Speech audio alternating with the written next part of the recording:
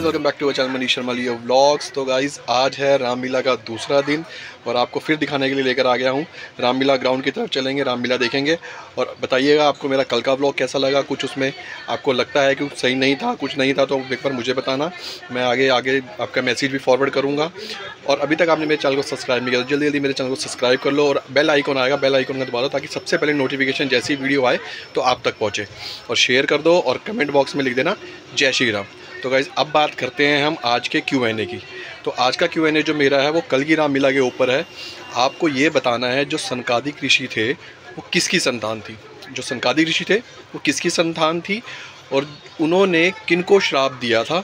तो आपको ये कमेंट बॉक्स में लिखकर बताना है मुझे, और जो इसका सही आंसर देगा उसका व्लॉग में नाम लिया जाएगा। तो गाइस, चलते हैं सीधा आप रामलीला ग्राउंड पहुंचने वाले हैं, रामलीला ग्राउंड में। और रामलीला ग्राउंड में जो आपको आज देखने को मिलेगा वो मिलेगा स्पेशली राम जन्म और ताड़का वध, जो बहुत ही स्पेशल होता है। तो वीडियो में एंड तक बनेगा ना, बहुत ही मजा। तो अंदर पहुंच चुके हैं रामलीला ग्राउंड के अंदर। पहले आते ही आपको राइट साइड में मिलेगा वैष्णव चाट कैटरर्स जो कि है। इनके रेट आप यहाँ देख सकते हो, यहाँ पर इनके रेट लिखे हैं और आपको आइटम भी दिखाता हूँ जो जो ये बनाते हैं। तो गाइस देखो, यहाँ पे जैसे एंटर करोगे अंदर तो आपको ये यहाँ पे काफ़ी सारी आइटमें देखने को मिल जाएगी। तो भैया से बात करते हैं यहाँ पर क्या क्या खाने के ऑप्शन है। आप देख सकते हो यहाँ पे पाव भाजी वगैरह है, भेलपूरी वगैरह है, चाट है, टिक्की, भल्ले पापड़ी सब आपको यहाँ पर मिलेगा। नॉर्मल खाने के साथ साथ व्रत वालों के लिए भी स्पेशल मिलेगा, आलू चाट वगैरह मिलेगी। और लहसुन प्याज का तो यूज़ वैसे ही आजकल नहीं हो रहा, तो वो भी यहाँ पर आप आके इंजॉय कर। एंटर करते ही कैश काउंटर है, यहाँ पर आपको कूपन देखने को मिलेगा। देख सकते हैं इस टाइप के कूपन है। यहाँ पे ये प्राइस वगैरह है, मैंने आपको दिखा भी दिया है। और यहाँ पे सीटिंग अरेंजमेंट भी काफ़ी अच्छा है और बिल्कुल साफ़ सुथरी जगह बनी हुई है। देख सकते हो आप, इनका काउंटर भी कितना शानदार लग रहा है। और ये इनका मेन्यू है, आप देख सकते हैं। और साफ़ देखो कितना है, यहाँ पर बैठने की भी जगह है और काफ़ी जगह है, यहाँ पर बैठ के आप खूब चीज़ें एंजॉय कर सकते हो। और इधर भी आइए देखें, वो भी आपको चाउमीन, मोमोज़ वगैरह और बच्चों के लिए और भी काफ़ी सारे ऑप्शन यहाँ पर हैं। तो कैसी कल लगी, देखी मेरी वीडियो कल की? देखी। आज क्या है आप लोगों का? आज क्या है आप लोगों का? गणेश वंदना। अच्छा, ड्रेस ये है, गुड। चल तो गाइस, ये बैक स्टेज पहुंच चुके हैं, दिखाते हैं आपको सब बच्चों से। आज तो सीरत भी आई है, आज मम्मा का रोल है। हेलो, आज क्या रोल है भैया आपका? सिस्टम फाड़ देंगे भाई। कल बहुत बढ़िया किया, बहुत बढ़िया। कल तो यार मजे कर दिए तुम लोगों ने भाई साहब, क्या इतने लंबे लंबे डायलॉग बोले तुमने। तो गाइस, ये बैक स्टेज का नज़ारा है। इधर जो चल रही है किचन चल रही है बच्चों के लिए, जितने भी कलाकार हैं यहाँ पे आपके प्रेसिंग वगैरह, चाय वगैरह और सैलून का काम यहाँ सबके मेकअप वगैरह चल रहे हैं। यहाँ ड्रेसिंग रूम है, आप देख सकते हैं सब तैयार होने। वक्रतुंड महाकाय सूर्य कोटि समप्रभा निर्विघ्नं कुरु मे देव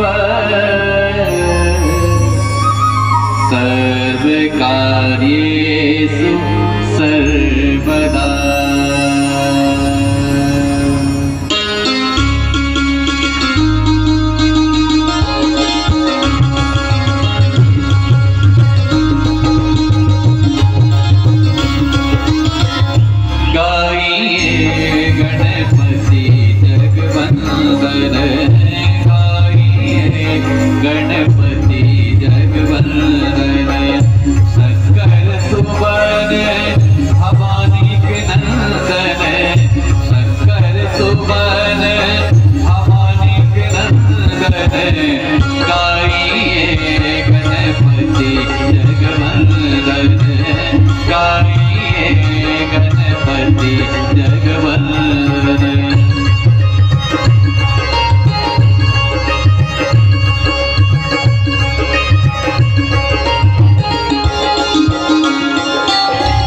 सीधी सदन गज बदन विनायक,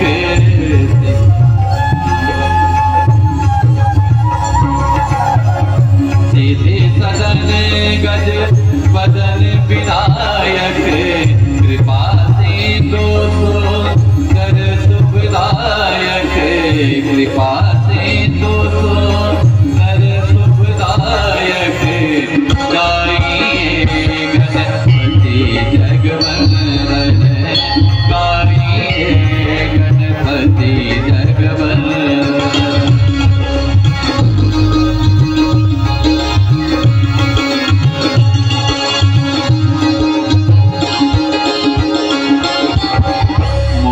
प्रिय मुद मंगल दाता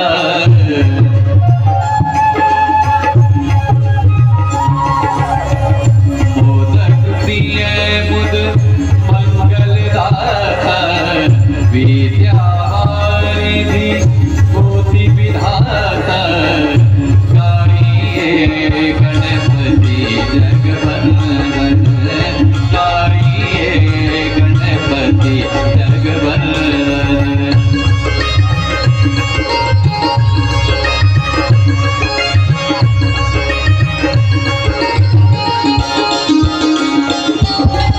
मांगत तुलसी दास कर जोरे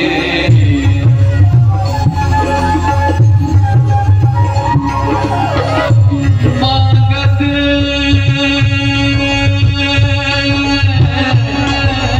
मांगत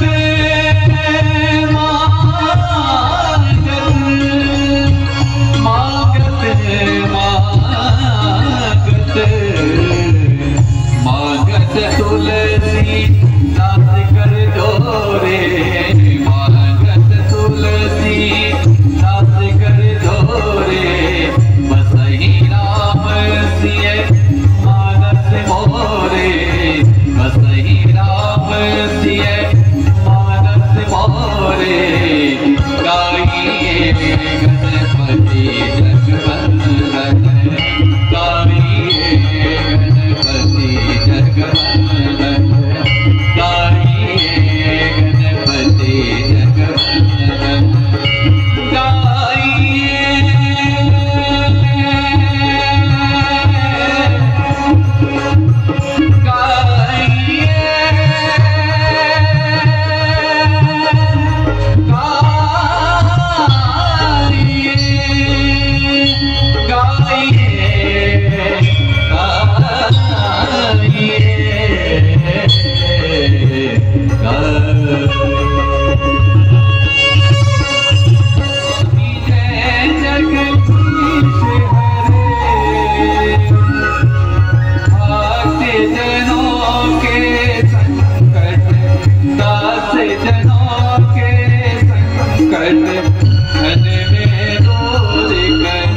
के इस प्रांगण में आए सभी राम भक्तों का मैं हार्दिक अभिनंदन करता हूं। आज हम इस रामलीला के दूसरे चरण में प्रवेश करने जा रहे हैं, जहां कल आपने देखा कि किस प्रकार भगवान विष्णु के प्रिय सेवकों जय और विजय को सनकादिक कुमारों ने श्राप दिया कि जाओ राक्षस हो जाओ। लेकिन अनुनय विनय करने के बाद ऋषि कुमारों ने उन्हें उस श्राप से मुक्ति का उपाय भी बताया कि 3 बार तुम्हें भगवान के हाथों मृत्यु पानी होगी, तभी तुम्हारी मुक्ति होगी। जय और विजय सतयुग में हिरण्याक्ष और हिरण्यकश्यप बनकर आए, जहां हिरण्याक्ष का वध भगवान के तीसरे अवतार वराह ने किया, तो वहीं हिरण्यकश्यप का वध भगवान के चौथे अवतार भगवान नरसिंह ने किया। वही जय विजय त्रेता युग में रावण और कुंभकर्ण बनकर आए।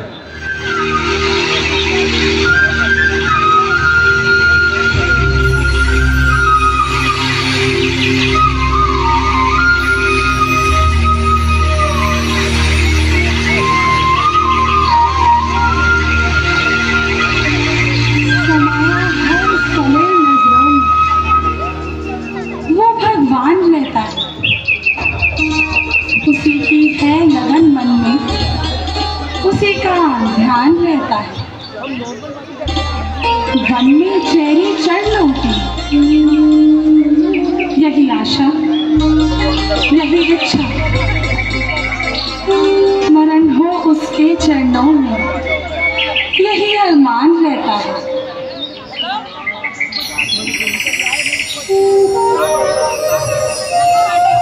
जब से मेरे पिता कुछ विष्णु ने यह प्रण किया है कि मेरे पति श्री विष्णु भगवान होंगे, तभी से उनके ध्यान में ये जीवन बिता रही हूँ।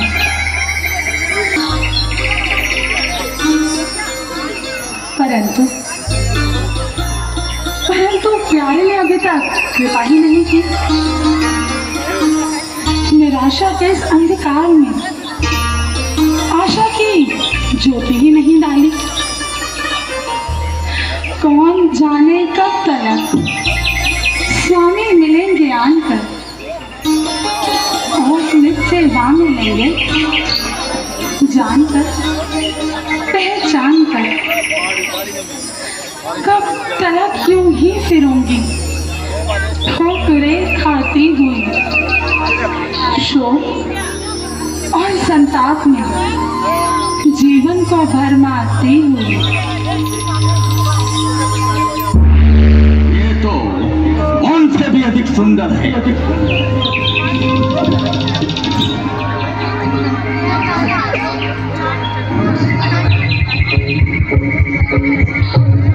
शोभती ऐसे सुंदर नाग जैसे मोती कीच में चमकत है हर बार। इस निर्जन स्थान पर जो कामनी का वास, जो अंधियारी रैन में चंद्र देव का हाथ।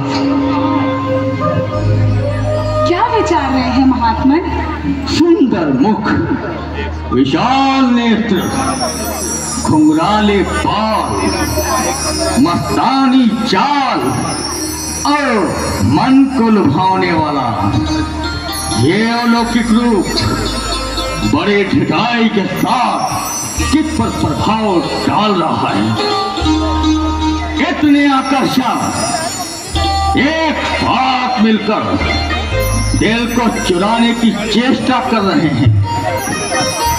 यदि ज्ञानी का ज्ञान, योगी का ध्यान और मानो का मान तोड़ने वाला कोई वीर है तो केवल ये रूप। जहां चल जाए तीखे वार, इन नैनों के तीरों के नहीं कुछ काम दे सकते वहां हथियार वीरों के।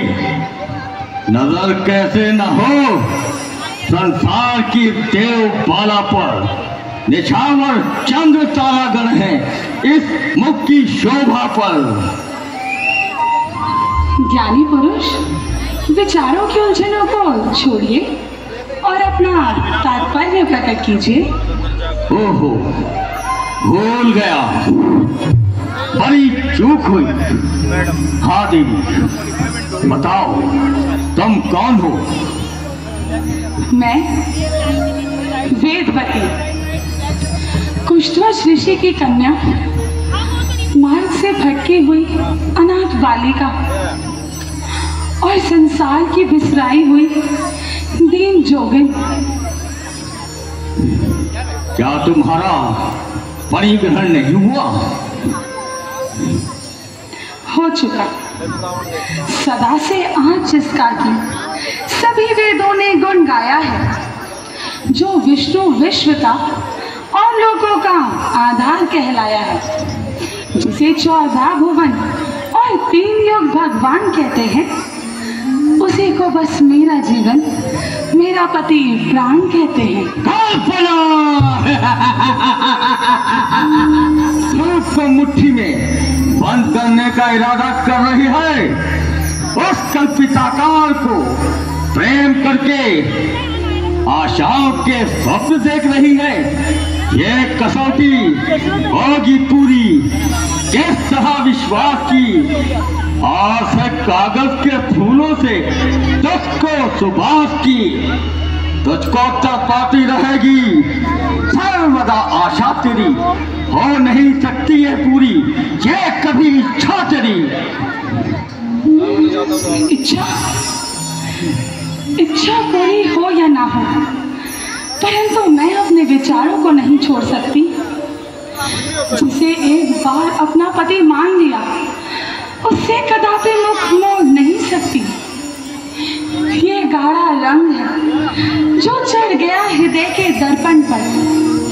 यह सच्ची कामना है पार जो पर मरू इस ध्यान में बेशक, मरण एक बार होता है। सती नारी का जीवन में मरण एक बार होता है।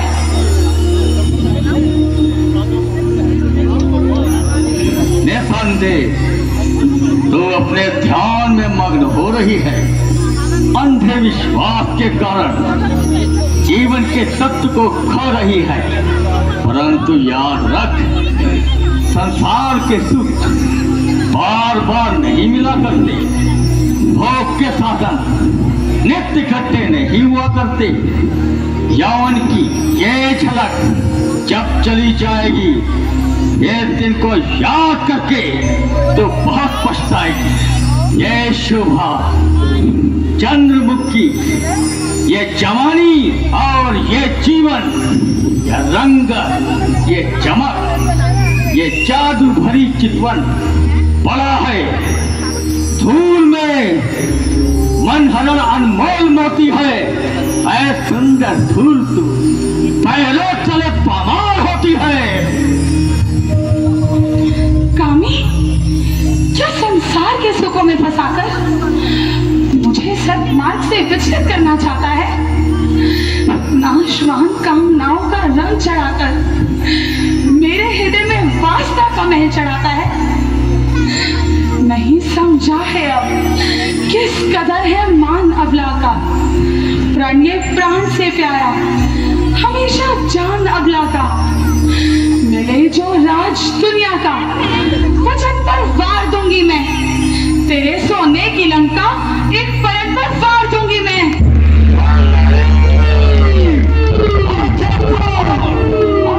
तेरे ज्ञान पर काहे का पर्दा पड़ा है?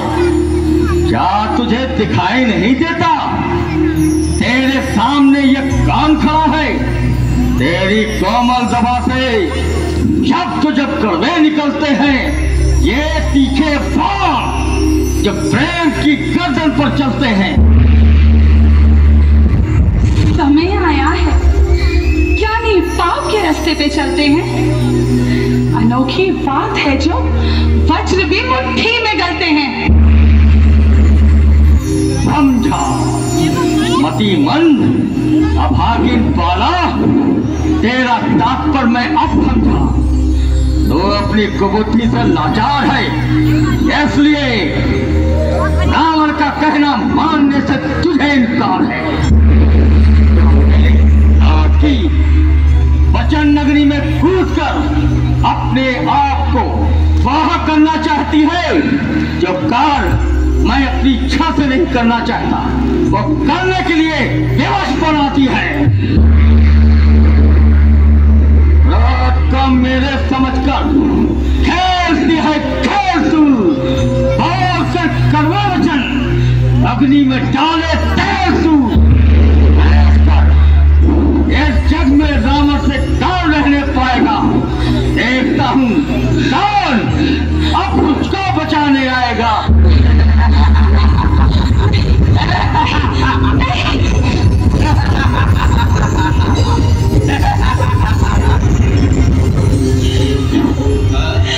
शर्म कर, ऐ हया के अंधे शर्म कर। बस बंद कर अपनी इस कहानी को।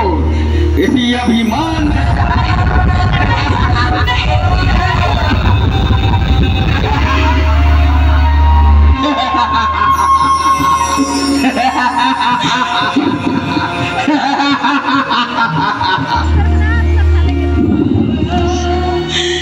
ऐसी बातों से भी तुझे कुछ हासिल नहीं। दुष्ट, तेरे छूने से मेरा ये शरीर अशुद्ध हो गया है। ये मेरे इष्ट देव की भेंट नहीं हो सकता।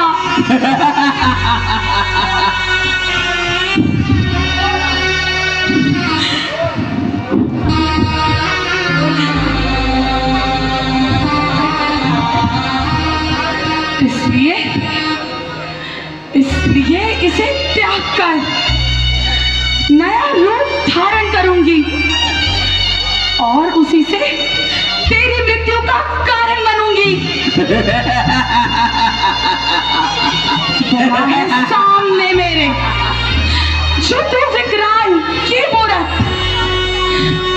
जनकपुर से उठूंगी बनके तेरे काल की।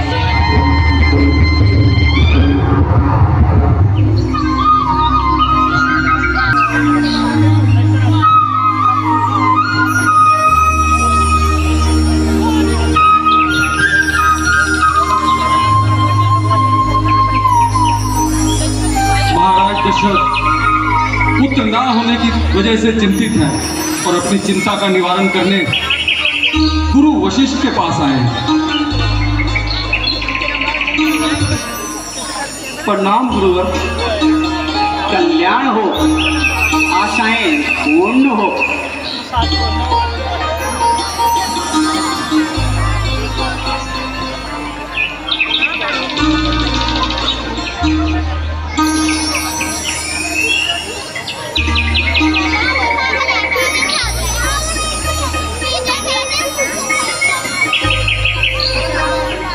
कहो राजन, किस कारण पधारे हो और तुम्हारे चिंता का क्या कारण है? क्या बताऊं, कलेश से दबाया है। लगता है हम रघुवंश का अंत होने को आया है गुरुवर। गुरुदेव, कुछ समय बाद ये संसार हमें ऐसे भूल जाएगा जैसे मानो यहाँ रघुवंश कभी था ही नहीं। गुरुदेव, मैं 3 विवाह करके वेद पुरुष कार्य भी कर चुका हूं, परंतु गुरुदेव मेरी संतान पाने की अभिलाषा पूर्ण नहीं हुई। गुरुदेव, पूर्ण नहीं हुई। राजन, संसार में सुख के बाद दुख और दुख के बाद सुख आया करता है। इसी प्रकार शांति के बाद अशांति और अशांति के बाद शांति हुआ करती है। तुम्हें चिंता करने की कोई बात नहीं। भगवान के घर देर है, अंधेर नहीं। तो गुरुदेव, आप ही कोई उपाय बताइए। बताइए गुरुदेव, आप ही कोई उपाय बताइए गुरुदेव। राजन, तुम किसी प्रकार से सिंह ऋषि को बुलवाओ और उनके द्वारा पुत्रेष्टि यज्ञ करवाओ। परंतु गुरुदेव, हमने तो सुना है महाराजा सिंह ऋषि महल में विश्राम नहीं करते। क्या ये सत्य है? राजन, तुम सत्य कह रहे हो। तुम मेरा निमंत्रण उन तक पहुंचाओ, आपकी मनोकामना अवश्य पूर्ण होगी। जो आज्ञा गुरुदेव। कल्याण हो। सुमंत्री, आज्ञा महाराज, आप शीघ्र जाएं।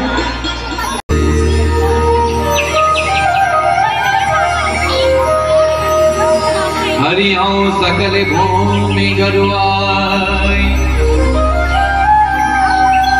निर्भय हो सहित आपके चरणों में पड़ना। कल्याण हो। बताओ, किस कारणवश आए हो? ऋषिराज, मुझे राजगुरु श्री वशिष्ठ जी ने भेजा है एक महत्वपूर्ण कार्य के लिए, आपको लिवाने के लिए। कृपया आप मेरे साथ चलने का कष्ट कीजिए। ठीक है सुमन जी, चलिए।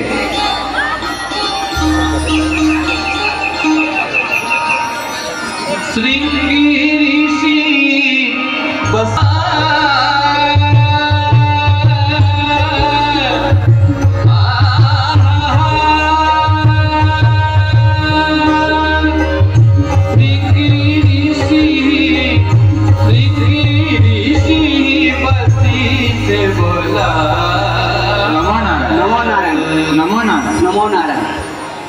प्रणाम गुरु। आइए महात्मा, कल्याण हो।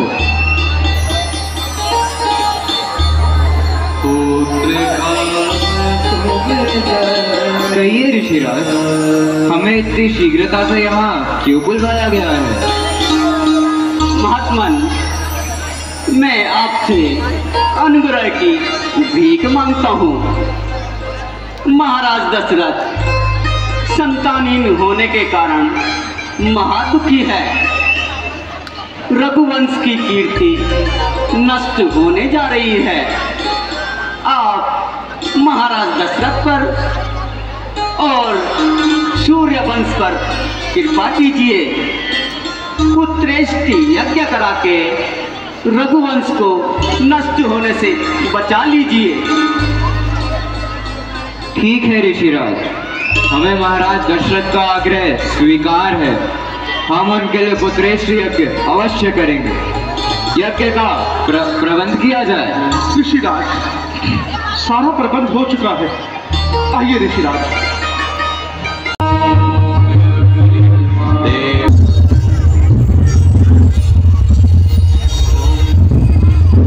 राजन, महाप्रसन्नता मन में भई है।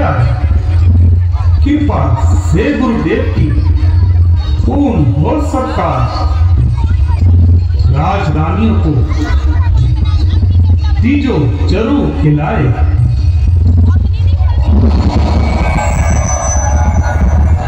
देता हूँ तुमको वचन, मन वांछे फल पाए।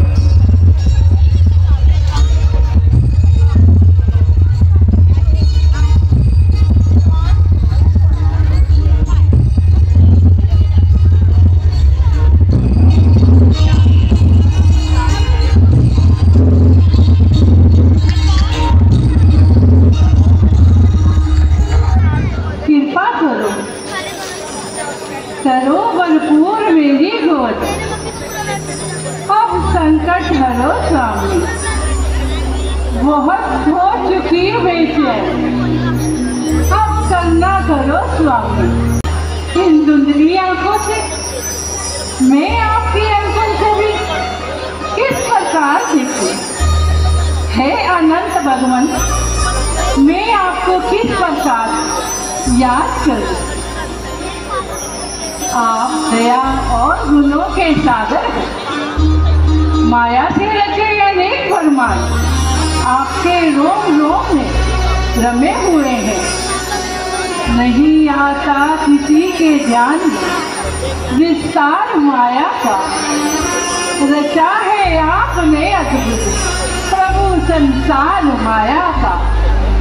तुम्ही जानते हो नाथ, केवल अपने वेदों को सुना है नेति नेति कैसे आखिरकार वेदों को।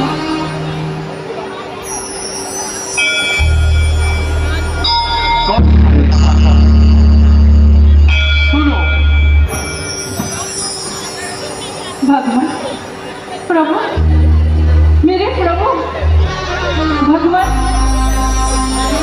अब एक सत्य विचार भक्तियों के कारण किया धारण ये अवतार, जो पूर्व जन्म में बीता है संभव है तुमको ज्ञात नहीं। तुम शतरूपा कहलाती थी जिसका तुमको ध्यान नहीं। अब हुई तपस्या पूर्ण तो मैं दर्शन तुमको देने आया। मांगो मांगो क्या इच्छा है, ले लो जो मन को भाया।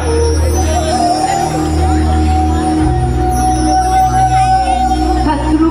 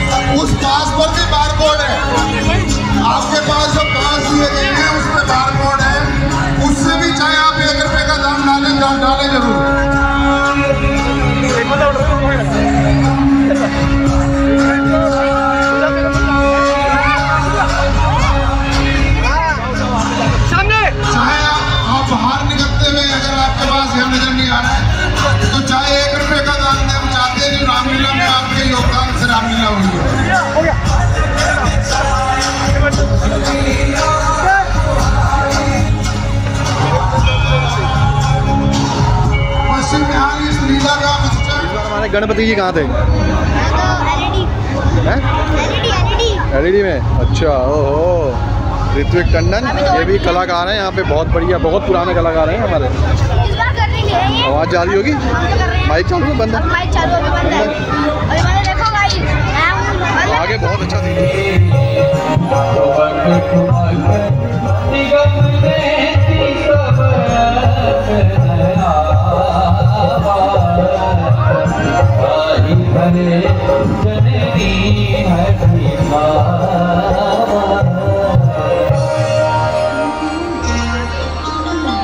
क्या हुआ दीदी? देखो ना, राम भोजन नहीं ले रहा है। इधर आओ राम। मैया को इस प्रकार तंग नहीं करते। जाओ, माँ से क्षमा मांगो। जो क्या माते? माते मुझे क्षमा कीजिए। ठीक है गुरु, इस बात को क्षमा कर देती, लेकिन आइंदा कभी ऐसा किया तो मुझसे बुरा ना होगा कोई। निश्चिंत रहे दीदी, राम मेरा कहा नहीं डालेगा। कहो राम, मेरा कहा मानोगे ना? जी माता।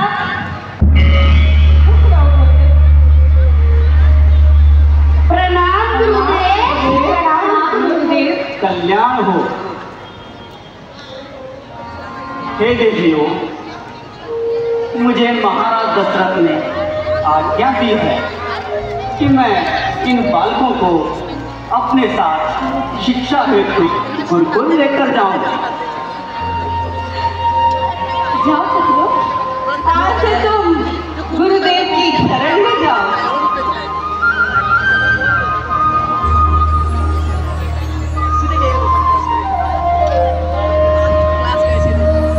हे राम, तुम किसके शिष्य हो? गुरुदेव, हम आपके शिष्य हैं। नहीं बस, तुम चारों भाई सर्वप्रथम परमपिता ब्रह्मा के शिष्य हो, क्योंकि वे सकल ब्रह्मांड की गतियता है। और फिर वज्रधारी इंद्रदेव के, क्योंकि इंद्र देवताओं में अग्रज है और इस भूमंडल पर जीवन के प्रतीक है। उसके पश्चात तुम अग्निदेव के ब्रह्मचारी शिष्य हो, क्योंकि अग्नि मनुष्य के शरीर की ऊर्जा भी है और प्रथम स्रोत भी है। तत्पश्चात तुम मेरे शिष्य हो।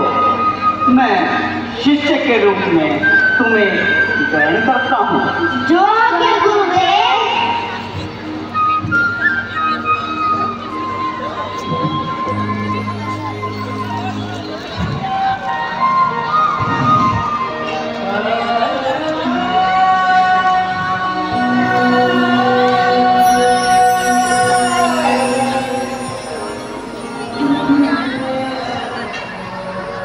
गुरुदेव, ये आप क्या कर रहे हैं?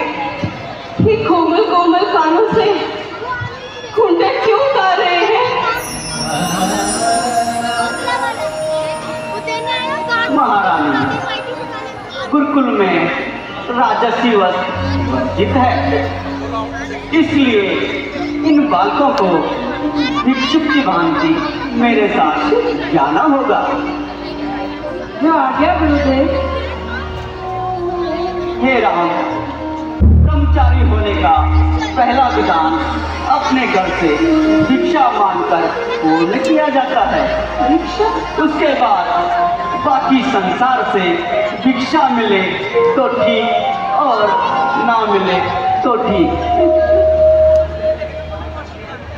ठीक है गुरुदेव, आपके और पुत्रों के लिए राजसेना तैयार है। महारानी, ब्रह्मचारी रथों से यात्रा ही नहीं करते, और जो रथों से यात्राएं करते हैं वो ब्रह्मचारी नहीं होते।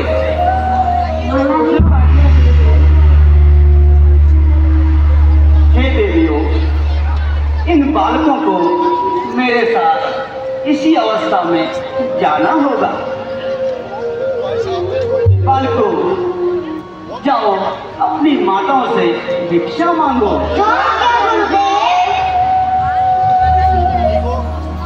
बाबा हमें भिक्षा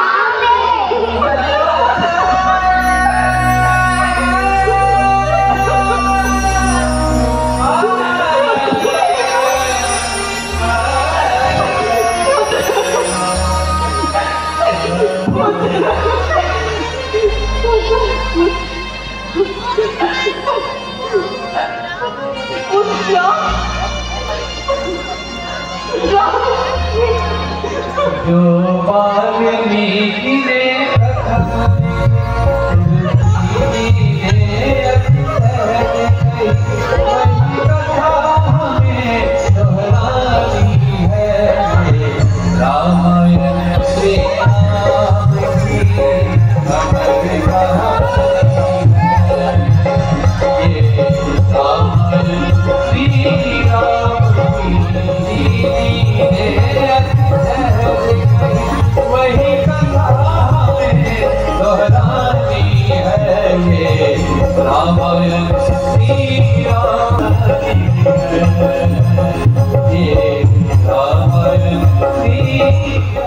छोटे छोटे राम लक्ष्मण भरत शत्रुघ्न को गुरु वशिष्ठ आगे की शिक्षा के लिए ले गए हैं, जहां उन्हें धनुर्विद्या सिखाई जाएगी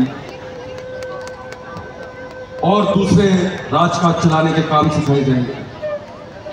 ये छोटे छोटे बच्चे जो भी आपने देखे,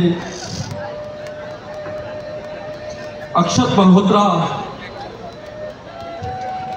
अंगद राठौर, रुद्र राठौर, रेहान गुप्ता, इन चारों के लिए जोरदार तालियां।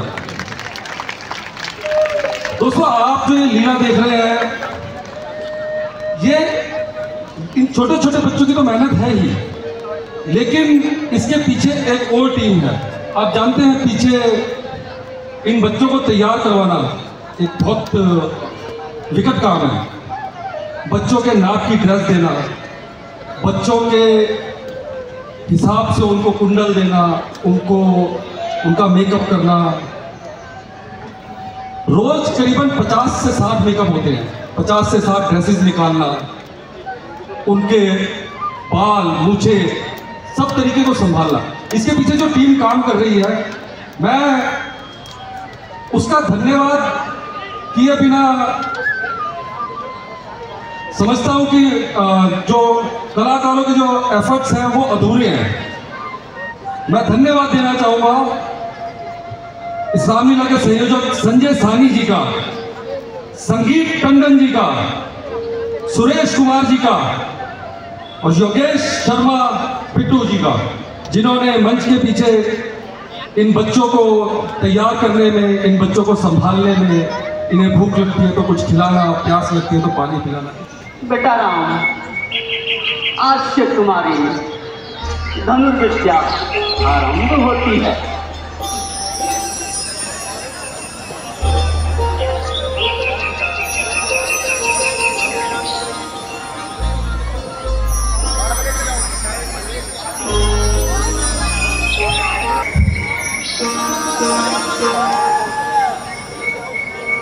इसकी प्रत्यंचा को यूं कांधे तक खींचा जाता है।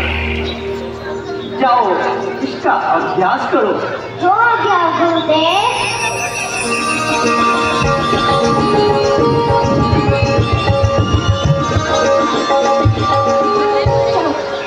चेंज करो।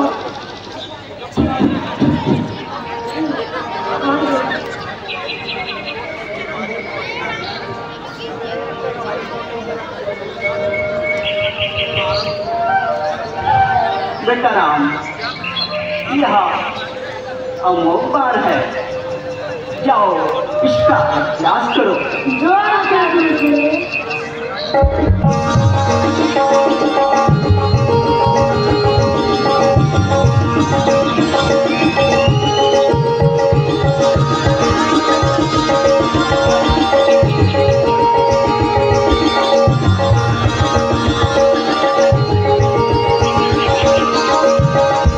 आयुष्मान भव।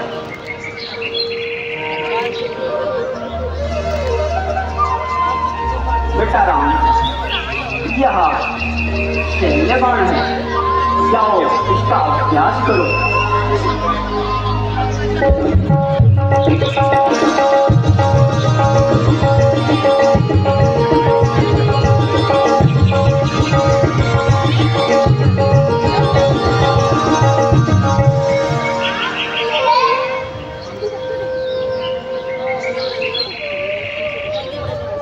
बेटा राम, यह अग्नि बाण है, परंतु ध्यान रहे इसका उपयोग विकट परिस्थितियों में ही करना।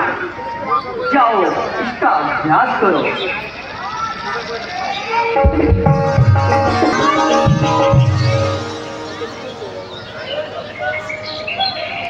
बेटा राम, यह मोहनी बाण है, जाओ इसका अभ्यास करो।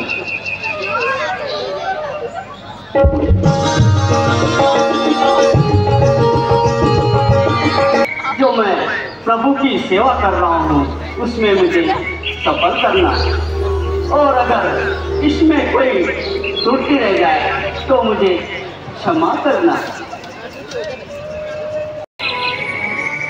कल्याण हो। बालको विराजिए।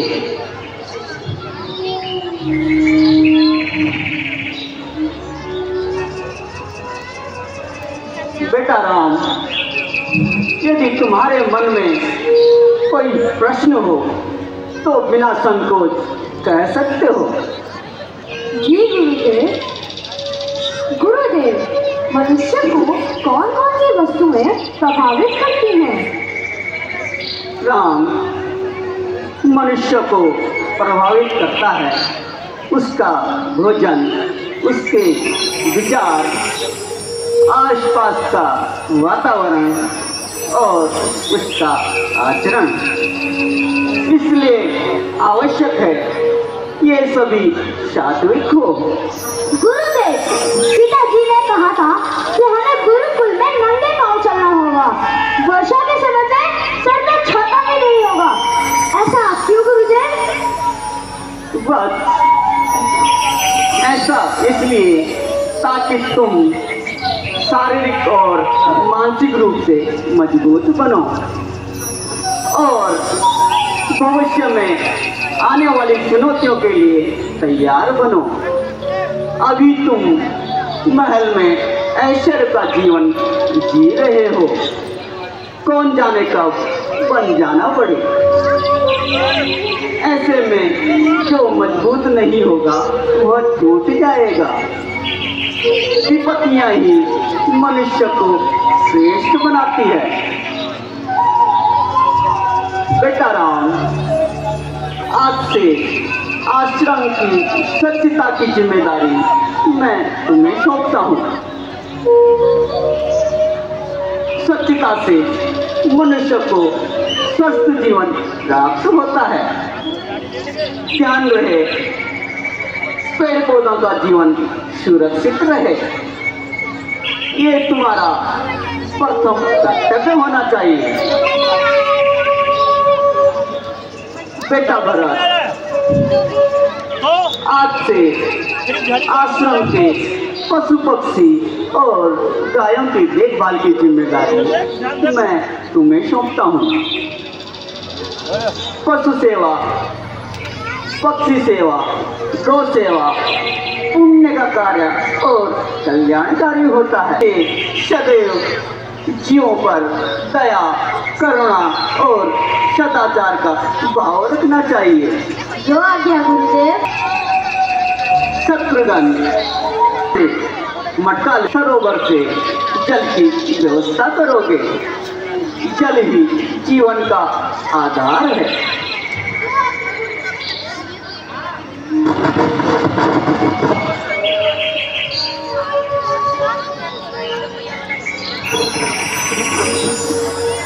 लक्ष्मण,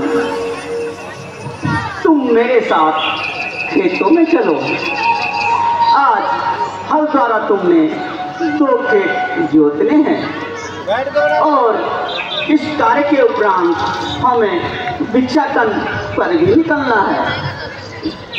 अच्छा, मैं भीतर से अपना झोला और कमंडल लेके आता हूँ। जो आज्ञा गुरुदेव। नदियों पर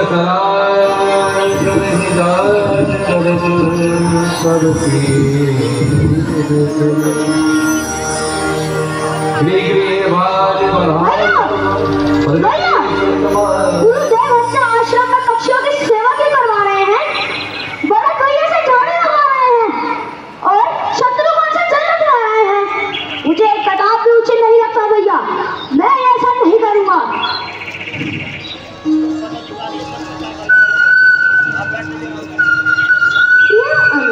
यह कार्य नहीं, ये सेवाएं हैं और सेवाएं में गुण है जो हमारे भीतर मनुष्यता को जीवित रखता है। जिस प्रकार मनुष्य का इस धरती पर अधिकार सिद्ध है, ठीक उसी प्रकार दूसरे जीवों का भी इस धरती पर उतना ही अधिकार है। यह धरा सबकी है, ईश्वर ने इसे हर जीव के लिए बनाया है। मनुष्य का यह धर्म है कि वह अपने हृदय में दूसरे जीवों के लिए भी भय, दया और सम्मान का भाव रखे जो वह स्वयं के लिए रखता है। इसीलिए सदैव जीवों से दया, सदाचार और करुणा का भाव रखना मनुष्य का प्रथम कर्तव्य है। वृक्ष, वायु, जल, सूर्य और चंद्रमा हमारे जीवन स्रोत हैं, इनकी रक्षा होनी चाहिए। जिस प्रकार सूर्य और चंद्रमा अपना प्रकाश देने में कोई भेदभाव नहीं करते, ना ही वृक्ष अपनी छाया देने में और ना ही जल अपनी शीतलता देने में, यदि मनुष्य निस्वार्थ भाव से इनकी रक्षा नहीं करेगा तो ब्रह्मांड का संतुलन बिगड़ जाएगा। भैया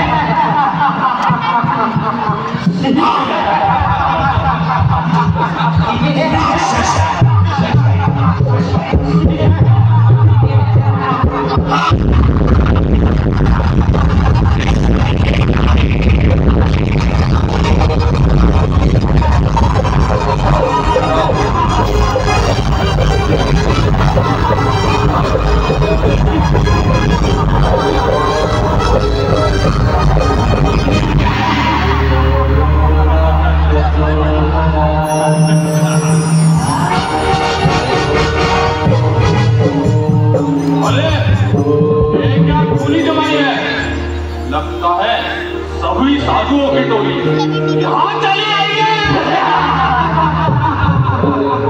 अरे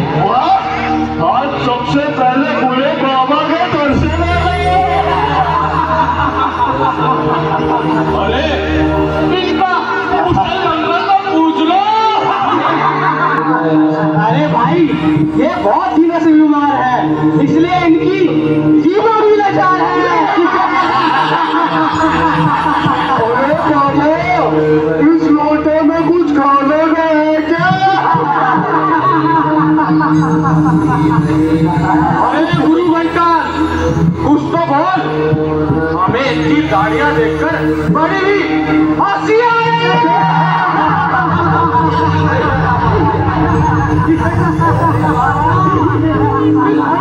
बड़ी दुर्गंध आ रही है, आप में चली जा रही है।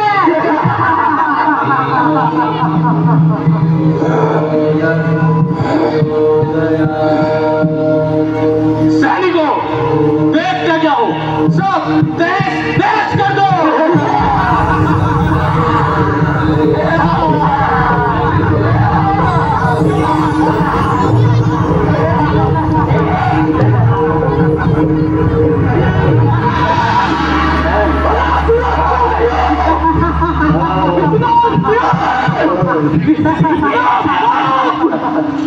साधुओं को भी तंग करने लगे। अब इस दुष्टों के नाश का उपाय करना बिल्कुल आवश्यक हो गया है। यदि इनका अंत न हुआ तो ऋषि लोग महादुख पाएंगे। महात्माओं के यज्ञ करना दुर्लभ हो जाएंगे। जगदीश्वर की कृपा और योग बल की शक्ति से इनको मैं भी नष्ट कर सकता हूं, परंतु क्रोधित होने से मेरा आत्मा बल क्षीण होता है। इसलिए कोई ऐसा सहज उपाय करना चाहिए कि इन दुराचारियों का भी दलन हो जाए और हमारी तपस्या में भी विघ्न न आए।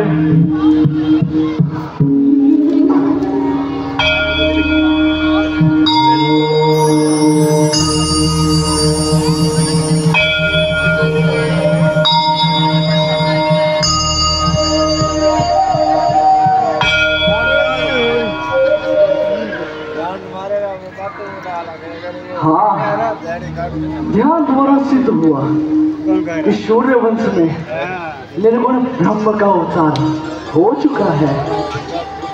भगवान का अवतारित रूप दुष्टों के हनन संत जनों व सज्जनों के लिए ही हुआ करता है।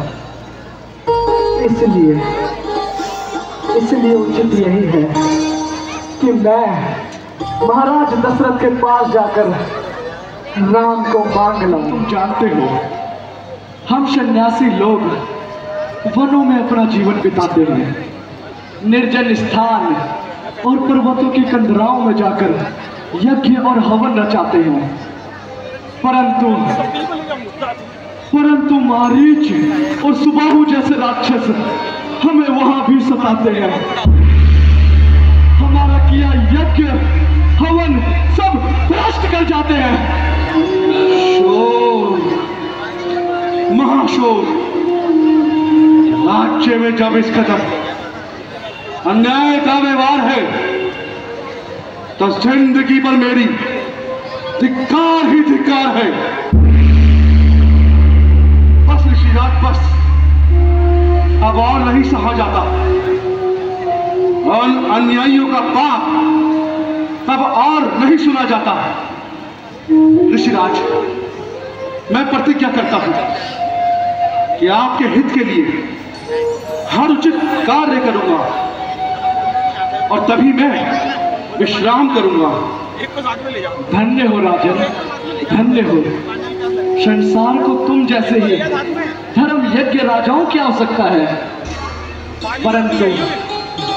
परंतु इस कार्य के लिए तुम्हारा कष्ट उठाना आवश्यक नहीं। हमारे हित के लिए केवल इतना कीजिए, अपने बड़े पुत्र राम को हमारे संग कर दीजिए। इनके द्वारा हमारा सब कार्य सिद्ध हो जाएगा और तुम्हारा यश संसार में अमर पद पाएगा।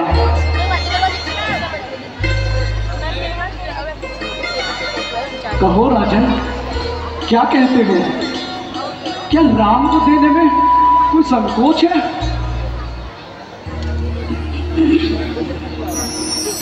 क्यों चुप क्यों हो गए? क्या रघुकुल ने अपना कर्तव्य पालन छोड़ दिया? क्या रघुवंश के सूर्य ने भी प्रजा की रक्षा से मुंह मोड़ दिया? ऋषिराज, आखिर कारण क्या है? तुम कुछ कहते क्यों नहीं? ऋषिराज, कहो क्या बात है? हम विनती करते जा रहे हैं और तुम टाल रहे हो।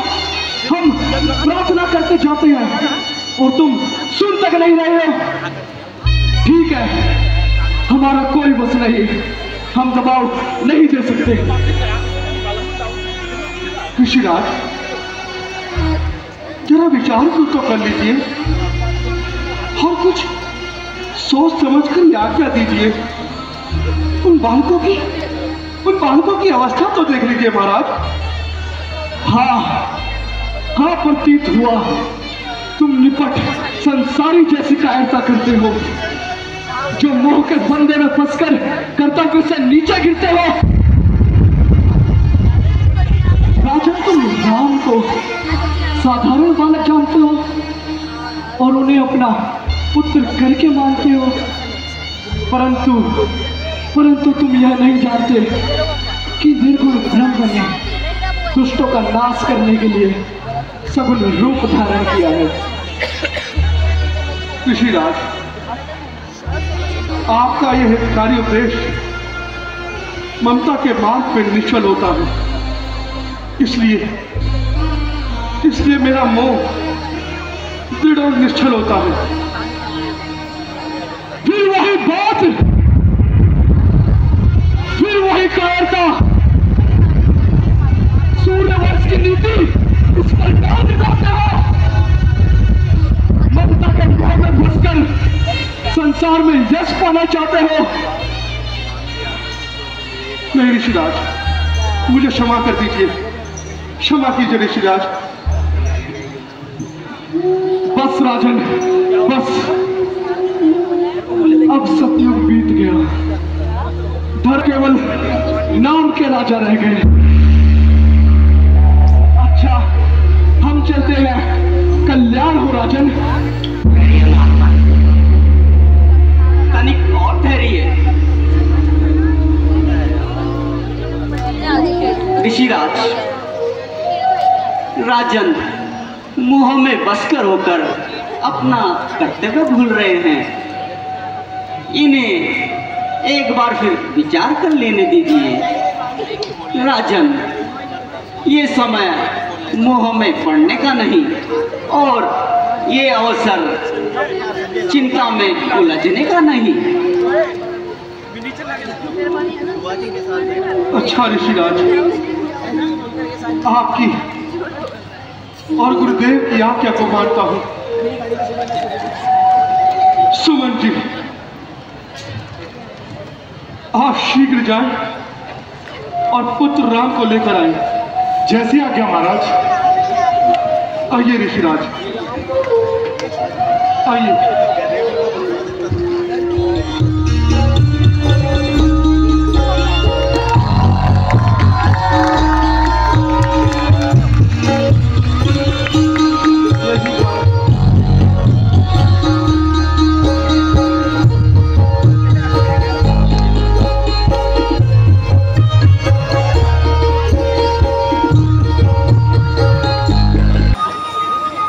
गुरुदेव, कल्याण हो।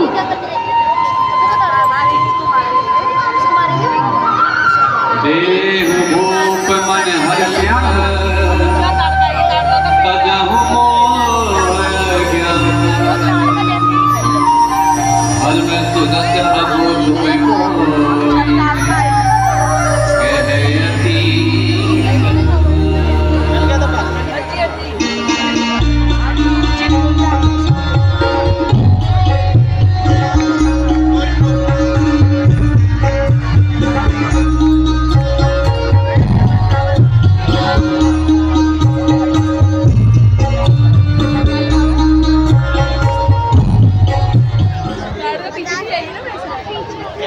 आएगी बाद में पीछे देख।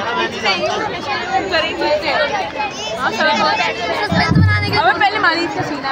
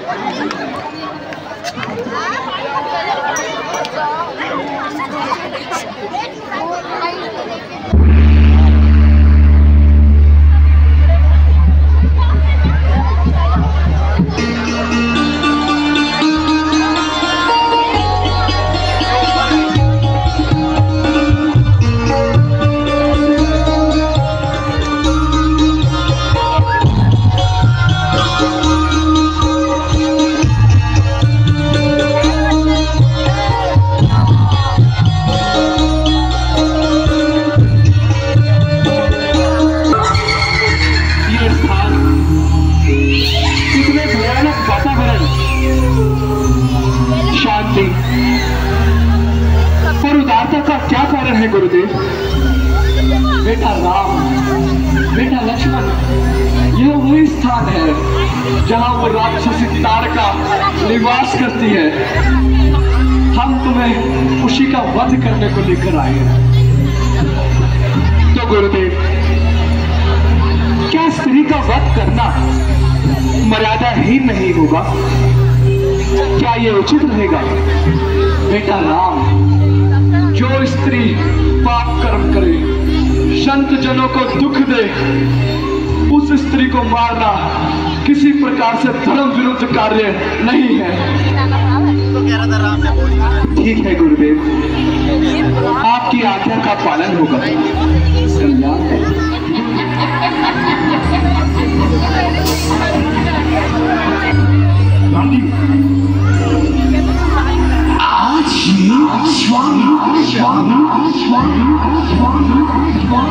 ये कौन बालकों को ले आया? जरा देखो तो सही।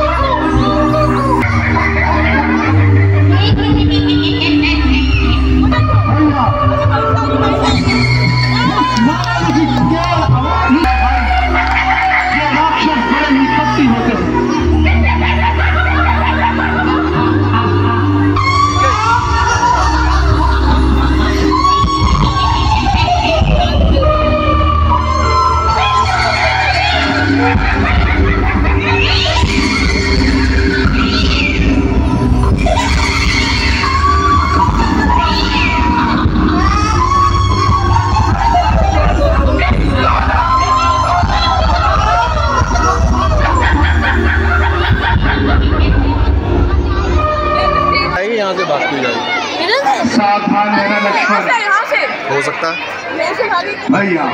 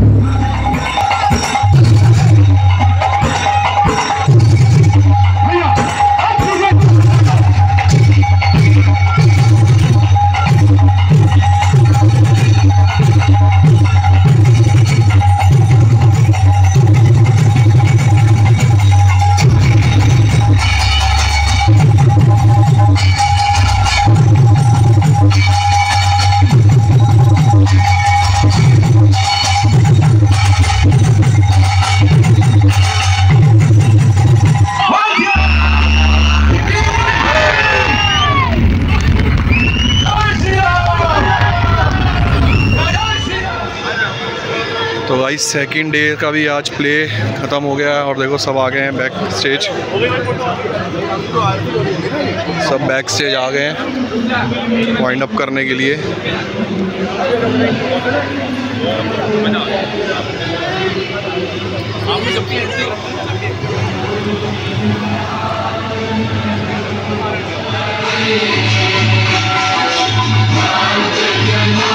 तो गाइस रामलीला हो चुकी है ख़त्म। आज रामलीला का सेकंड डे, होपफुली आपको बहुत अच्छा लगा होगा। और पिछला व्लॉग भी आपने नहीं देखा तो डिस्क्रिप्शन में उसका लिंक दे दूंगा, देख लेना।